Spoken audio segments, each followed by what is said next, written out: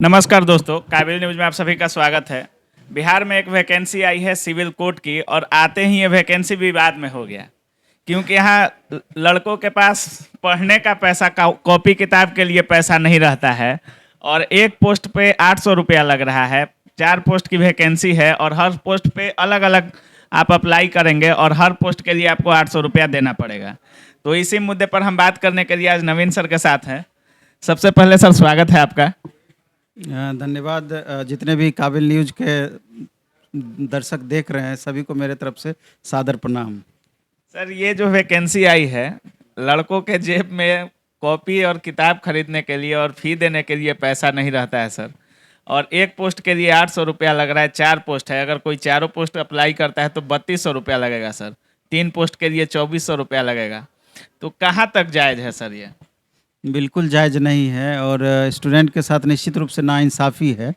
3 post के लिए 8 तिया 2400 और 600 रुपया उसमें ग्रुप डी का जो प्यून पोस्ट है उसके लिए लग रहा है। 3000 रुपया चारों पोस्ट के लिए लग रहा है।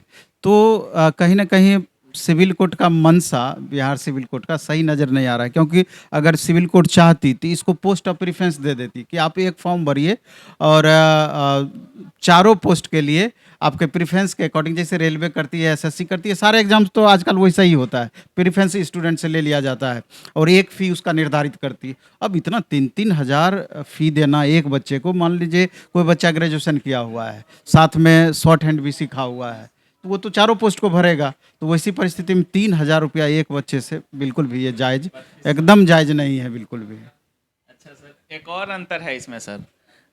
अलग अलग वैकेंसी में होता है कि केवल इंग्लिश टाइपिंग मांगे, फिर हिंदी टाइपिंग मांगे, कोई एक टाइपिंग मांगता है सर। इसमें हाँ, शॉर्ट हैंड में भी, इसमें शॉर्ट हैंड में भी दोनों मांगा है और टाइपिंग में भी दोनों लैंग्वेज का टाइपिंग मांगा है। इस सब को आईएएस बनाएगी बिहार सिविल कोर्ट। हाँ, क्योंकि ये पहला है बिहार सिविल कोर्ट का कि खास करके शॉर्ट हैंड टाइपिंग तो चलिए बिहार लेवल का कुछ और एग्जाम में देखा गया है, हिंदी और इंग्लिश दोनों टाइपिंग खोजता है, कहीं हद तक चलिए वो ठीक है। लेकिन शॉर्ट हैंड जो कि अपने आप में एक टफ चीज़ है स्टेनोग्राफर का के लिए, शॉर्ट हैंड अपने आप में टफ है। बहुत मुश्किल से बच्चे तैयार होते हैं, 1 साल 1 घंटा 1.5 घंटा करके वो रेगुलर समय देते हैं, 6 महीने वो कोर्स करते हैं, उसके बाद फिर प्रैक्टिस करते हैं, तो जा कर के उनको जितना स्पीड चाहिए होता है 80 वर्ड प्रत्येक मिनट इंग्लिश में और हिंदी में 60 वर्ड प्रति मिनट, तो उतना कर पाते हैं एक लैंग्वेज में।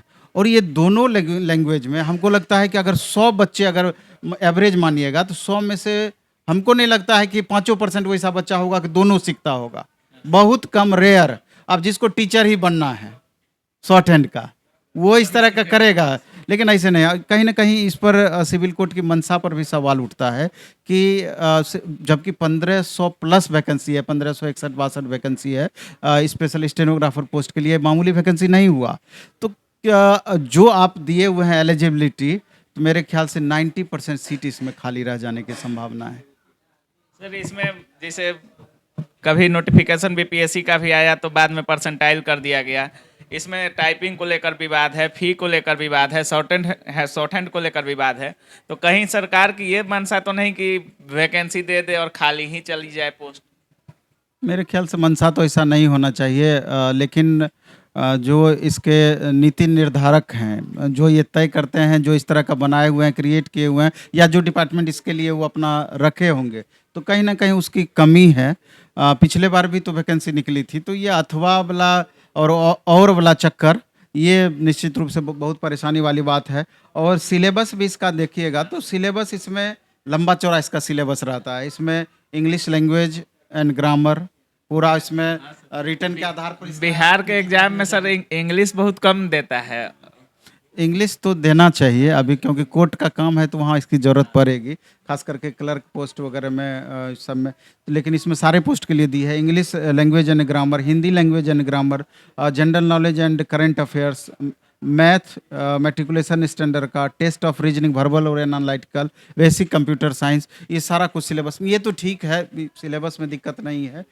नंबर ऑफ क्वेश्चंस लगभग प्री में अभी 90 नंबर का दिया है, लेकिन 100 नंबर तक का पूछ सकता है। और मेंस का सिलेबस अलग कर दिया है कंप्लीट, उसमें डिस्क्रिप्टिव ऑब्जेक्टिव दोनों है। इस तरीके से सिलेबस क्रिएट किया गया है। तो जो जनरल कम्पिटिटिव एग्जाम्स का तैयारी करते होंगे उनके लिए एक इंग्लिश थोड़ा सा अलग जाता होगा और उसके बाद कंप्यूटर एक अलग जाता होगा, बाकी तो बच्चे लगातार पढ़ते ही हैं। तो इस सब के लिए दिक्कत नहीं है। और दूसरा क्या कि हमको नहीं लगता है जो सिविल कोड का रवैया है इस पर वो बैक होने की पोजीशन में है, बैक होने की पोजीशन में है। इसलिए स्टूडेंट को चाहिए, अभी एक दिलीप जी आए थे जो स्टूडेंट हमेशा, हाँ, छात्र लीडर हैं और छात्र की समस्या को लेकर के हमेशा गंभीर रहते हैं। उन्होंने भी गंभीरतापूर्वक इस बात को रखी और लगातार वो रख भी रहे हैं अपने स्तर से।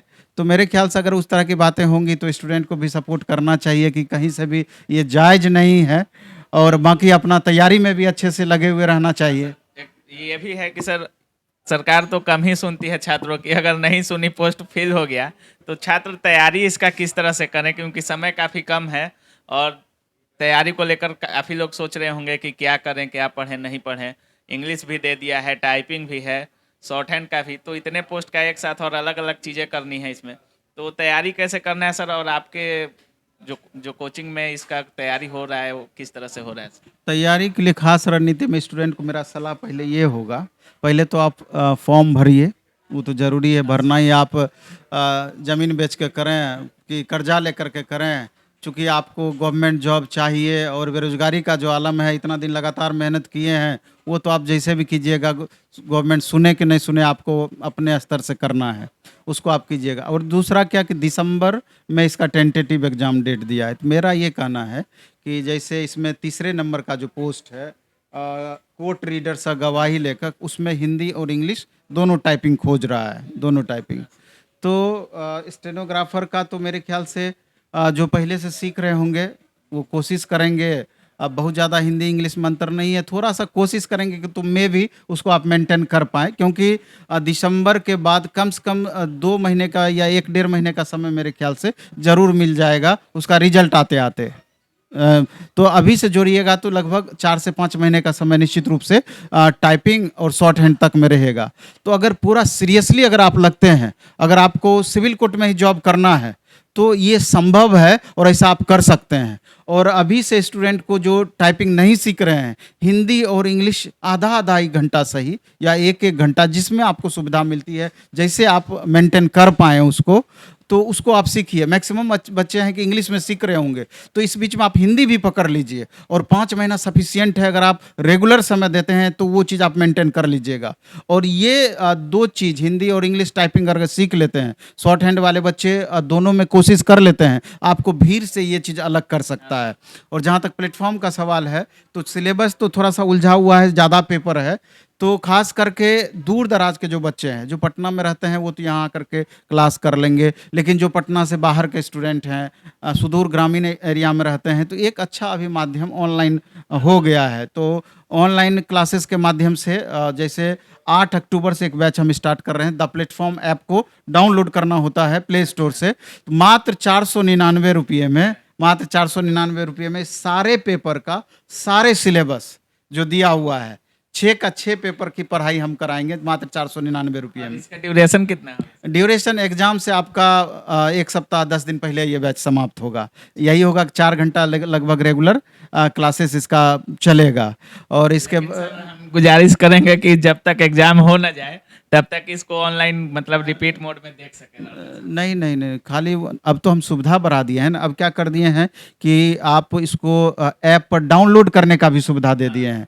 डाउनलोड आप करिए और जितने बार मन होगा आप देख सकते हैं। पहले 3 बार रहता था लिमिट, अब जितने बार मन होगा देख सकते हैं। और 1 साल का हम इसमें वैलिडिटी देंगे, 1 साल तक आप देख सकते हैं। उसके पहले तो सारा कुछ होना है। और इसके अलावा जो स्टूडेंट पढ़ाई कर चुके हैं या खुद से करना चाहते हैं, सेल्फ स्टडी से बड़ा कोई स्टडी नहीं होता है, सेल्फ कर लीजिए और अच्छी बात है। जो सिर्फ टेस्ट देना चाहते हैं उनके लिए आप द प्लेटफॉर्म ऐप को डाउनलोड कीजिएगा। सप्ताह में 2 test with discussion with solution, सारा कुछ उसमें हम देने जा रहे हैं। वो द प्लेटफॉर्म ऐप पर उसको मिल जाएगा। आपका डीपी के तुरंत बाद ये स्टार्ट हो जाएगी। बहुत बहुत धन्यवाद सर। आप छात्रों को 499 रुपया में इतना कुछ दे रहे हैं और इतना बड़ा सिलेबस है कि पॉसिबल नहीं है 499 रुपया में, फिर भी सर दे रहे हैं। तो काफ़ी स्टूडेंट, जो भी लोग ये वीडियो देख रहे हैं, प्लेटफॉर्म ऐप को जरूर डाउनलोड कीजिएगा। और तेजस्वी यादव जी, हम अपने उप मुख्यमंत्री से एक बात कहना चाहेंगे कि सर, जब आपका प्रोस्पेक्टस जारी हुआ था तो उसमें एक बात कही गई थी कि किसी भी एप्लीकेशन फॉर्म को भरने के लिए 1 भी रुपया नहीं लगेगा, लेकिन यहाँ एक एप्लीकेशन को भरने के लिए 800 रुपया लग रहा है। और उसी वैकेंसी में अगर 4 पोस्ट को अप्लाई करते हैं तो 3200 रुपया लग रहा है। सर, ये कहाँ तक जायज़ है सर? इसको आप भी थोड़ा संज्ञान में लीजिए और छात्रों के हित में कुछ बात कीजिए। सर, इस पर आप क्या बोलेंगे? सर, जब प्रोस्पेक्टस आया था तो फॉर्म अप्लाई का पैसा ही नहीं था सर उसमें, और इस पोस्ट को उस समय विपक्ष में थे। अच्छा। हाँ, अब पक्ष में आ गए हैं। तो जनरली यही होता है, पॉलिटिकल लीडर पे थोड़ा सा विश्वास करना मुश्किल हो जाता है। जब अपने पर पड़ती है तो फिर पलटते देर नहीं लगती है। लेकिन हमको विश्वास है कि चूँकि युवा हैं और युवा के बारे में ज़रूर उनको सोचना चाहिए, और यूथ ही आगे चल कर के उनका वोटर भी मैक्सिमम बनता है। तो इस पर आप ध्यान रखिए और यूथ की समस्याओं को आप जितना शॉर्ट कर सकते हैं उतना करने का प्रयास कीजिए, और अपने किए हुए वादे को ज़रूर याद रखिए। बिल्कुल सर, इसको संज्ञान में लेना ही चाहिए, क्योंकि युवा आप पर काफ़ी भरोसा करते हैं, क्योंकि आप बिहार के युवा नेता हैं और काफ़ी लोग आपसे प्यार करते हैं। तो ये था हमारा सिविल कोड को लेकर जो भी विवाद था, सर से हम बात किए। बहुत बहुत धन्यवाद सर अपना बिजी टाइम देने के लिए। धन्यवाद, धन्यवाद।